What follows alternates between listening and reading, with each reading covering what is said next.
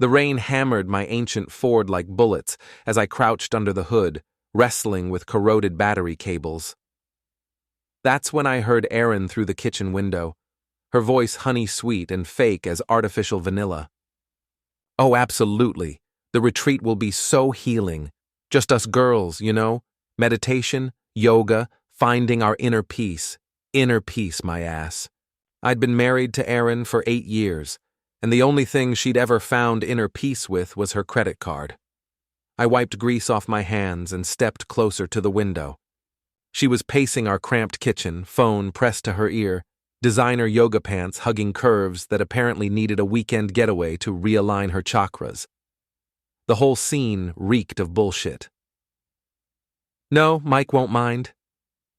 He's always buried in his computer anyway, fixing other people's security problems." That stung, but not as much as what came next. "Trust me, Amy, he'll never know. What happens at the retreat stays at the retreat, right?" Amy, her college friend, the one who'd always hated me, the one who thought Erin married beneath herself when she settled for a freelance cybersecurity consultant instead of some corporate prince. I ducked back under the hood, mind racing. Erin had been different lately, secretive, distant, always clutching her phone like it contained state secrets, new passwords on everything, lingerie I'd never seen before appearing in our laundry. Late nights at work events that never showed up on her company's social media. The pieces clicked together like a perfectly executed hack. 20 minutes later, Erin bounced into the garage, all smiles and fake energy. "Baby, I'm leaving for the retreat tomorrow morning. 3 days of pure bliss at Mountain Springs Wellness Center." Mountain Springs? I kept my voice casual, wrench still in hand. "That's the place near Lake Harmony, right? About 2 hours north?" Her smile flickered for just a second. No. It's actually in the city. Downtown location. Very urban, very modern. Liar." "Sounds expensive," I said, slamming the hood shut. "Amy's treating everyone." Her company had some kind of wellness budget surplus. Another lie. Amy worked for a struggling nonprofit that could barely afford coffee for their break room. That night, while Erin packed her designer weekend bag with enough clothes for a fashion show, I did what I do best. I investigated. Her old iPad was still synced to her iCloud account, a security oversight that would cost her dearly. Text messages flooded the screen, and my stomach dropped into my boots. "Can't wait to have you all to myself this weekend." Mike will never suspect anything. The sender was listed as T with a fire emoji. Real subtle. "I've been thinking about your hands all week. The way you touched me in your office." I scrolled through weeks of messages, each one a dagger between my ribs, photos that made my skin crawl, plans for their romantic getaway, disguised as Erin's girls' retreat. T turned out to be Trent Morrison, some fitness influencer type who worked at Erin's marketing firm. His Instagram was a monument to narcissism, shirtless gym selfies, motivational quotes over sunset photos, and a BMW he'd probably leased to impress women like my wife.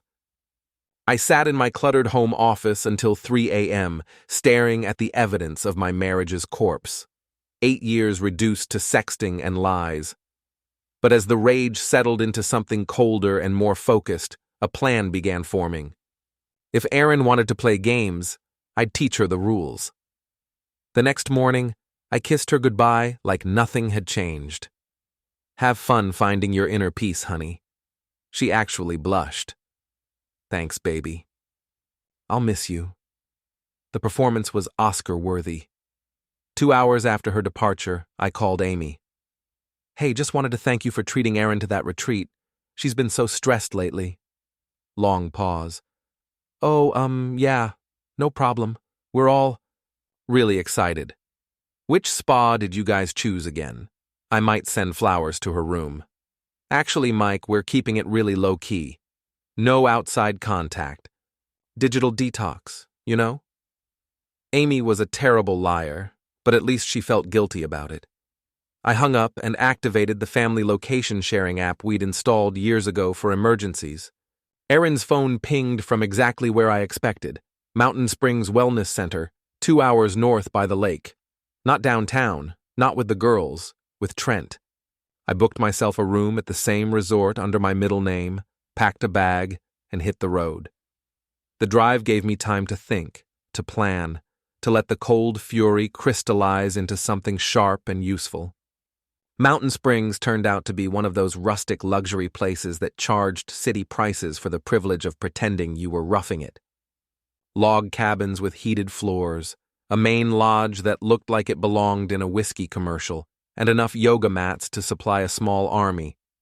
I checked in with the bored-looking desk clerk, a kid with man bun and the dead eyes of someone who'd seen too many middle-aged affairs play out in overpriced cabins. "First time here?" he asked, handing me a key card. "Hoping to reconnect with my inner peace," I said. "Maybe catch up with some old friends." Finding them wasn't hard. The resort's afternoon yoga session was held on a deck overlooking the lake, and Erin's laugh carried across the water like a rusty knife. She was positioned right next to a guy who had to be Trent, all abs and artfully messed hair, the kind of man who probably practiced his spontaneous expressions in mirrors.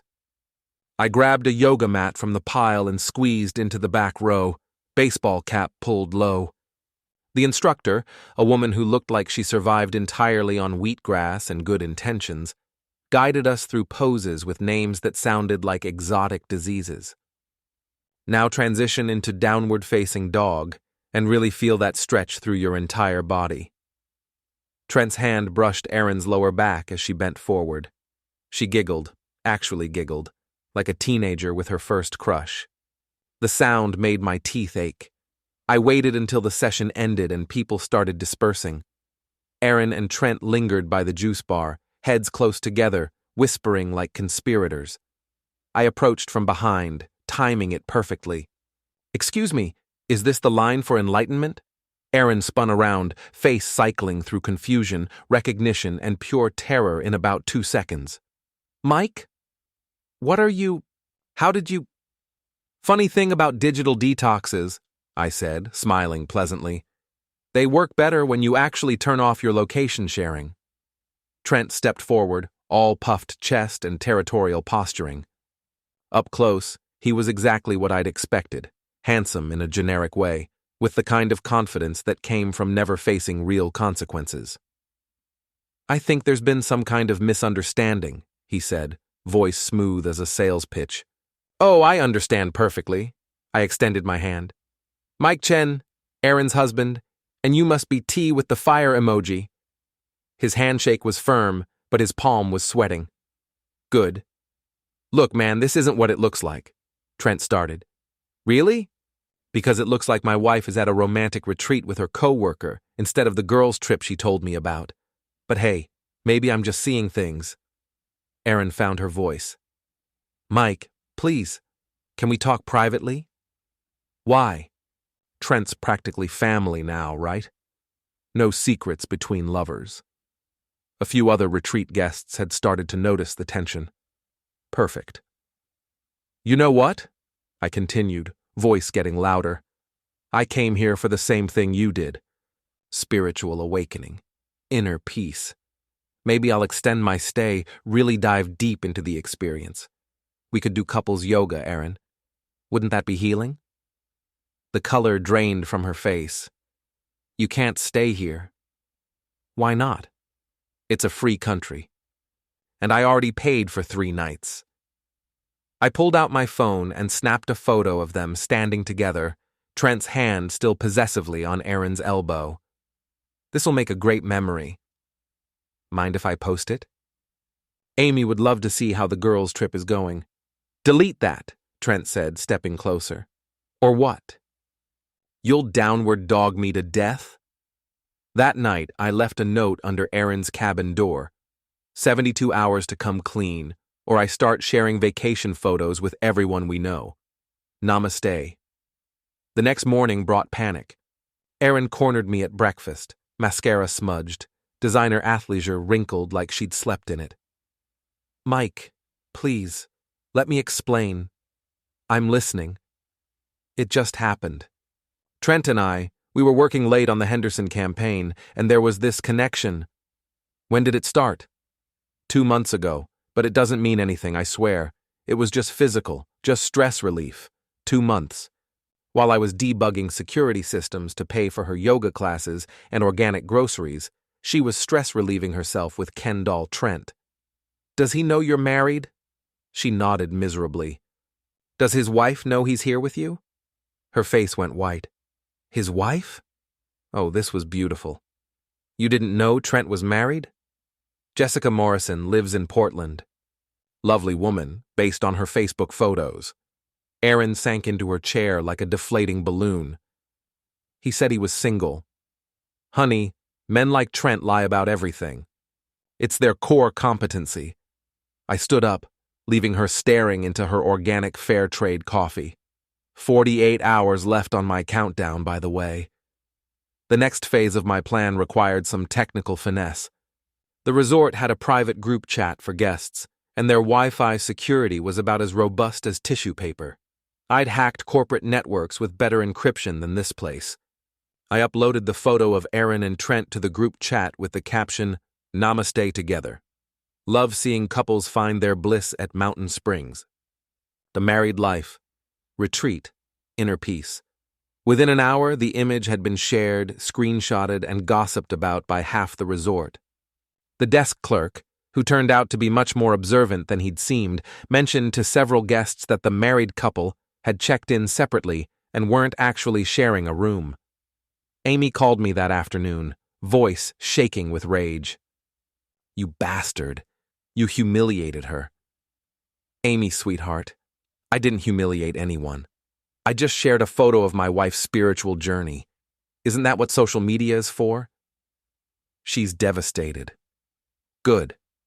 Maybe devastation will help her find that inner peace she's been searching for. I should have never helped her with this. And there it was, Amy's confession that she'd been complicit from the beginning. Helped her how, exactly? Long pause. I can't. Mike, just leave her alone. Tell me how you helped, or I post the rest of the photos I found on her iPad. Amy broke. The whole story came pouring out like water through a broken dam. She'd covered for Aaron, provided alibis, even encouraged the affair because she thought Aaron deserved better than a blue-collar tech guy. She'd helped plan the fake retreat, coached Aaron on what lies to tell, and promised to back up every story. You know what the funny thing is, Amy? I actually liked you. I thought you were Aaron's friend. Turns out you're just another snake in designer clothing.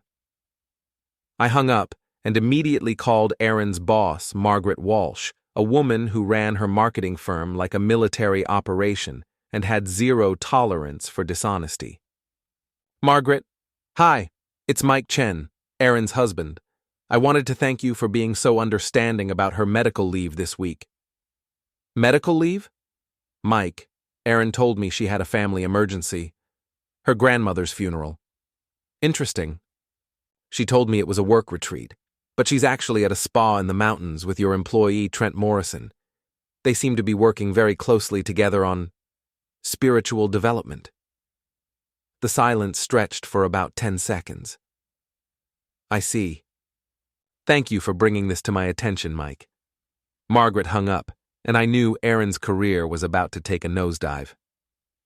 Trent found me that evening at the resort bar, liquid courage making him brave and stupid. We need to talk. Sure. What's on your mind, T with the fire emoji? He slammed his craft beer down hard enough to slosh foam onto the reclaimed wood bar top. You're ruining everything. I'm not ruining anything.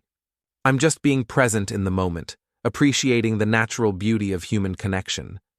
Cut the bullshit. What do you want? I want my wife to stop lying to me. I want her boyfriend to stop pretending he's single. And I want everyone to stop treating me like I'm too stupid to notice when I'm being played. Look, Aaron and we have something real.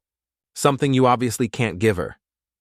The bartender, a weathered guy who'd probably seen this exact scene play out 100 times, discreetly moved to the other end of the bar. What I can't give her, I said slowly, is abs and a leased BMW and Instagram followers. You're right about that. Exactly. So why don't you just let her go? Let her be happy. Because, Trent, happiness built on lies doesn't last. And because you're married to Jessica Morrison of Portland, Oregon, who thinks you're at a fitness convention in Seattle. His confident smirk crumbled. How do you... I'm good with computers. Really good. Want to guess what else I found? I pulled out my phone and showed him screenshots of his own text messages to two other women, both co-workers, both married, both apparently unaware of each other's existence. You're a serial cheater, Trent. Erin's not special to you. She's just convenient. He lunged across the bar, grabbing for my phone. I was ready for it, stepping back just enough to let his momentum carry him into the bar rail. He bounced off with a grunt, beer soaking his designer polo. Careful there, buddy. Wouldn't want you to hurt yourself before your big presentation tomorrow. What presentation? I smiled. The one where you explain to your wife, your boss, and Erin's husband why you've been using company resources to fund affairs with married co-workers? His face went pale. You wouldn't... 72 hours, remember? Time's almost up. The final confrontation came the next morning. I'd checked out early and was loading my bag into the Ford when Erin and Trent approached together, desperation making them sloppy. Mike, please, Erin started. We can work this out.